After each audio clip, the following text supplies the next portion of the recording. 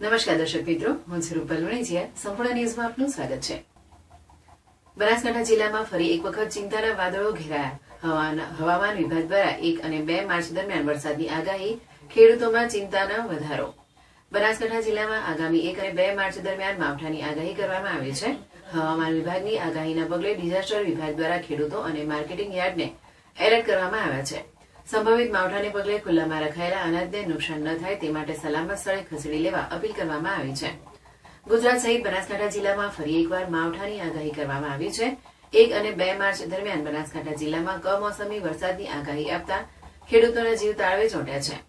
અમદાવાદ હવામાન વિભાગના જણાવ્યા અનુસાર 1 માર્ચથી 2 માર્ચ દરમિયાન કમોસમી વરસાદની આગાહી હોવાના કારણે ખેતીવાડી ઉત્પન્ન બજાર સમિતિઓ ખુલ્લામાં રાખવામાં આવેલ અનાજ તેમજ બોરીઓ પલળી ન જાય અને અનાજ બગડે નહીં તેની સાવચેતી રાખવા તમામ ઉત્પન્ન બજાર સમિતિઓમાં તેમજ સબ સેન્ટરોમાં ને જિલ્લા ડિજિટલ વિભાગ દ્વારા સૂચનાઓ આપવામાં આવી હતી.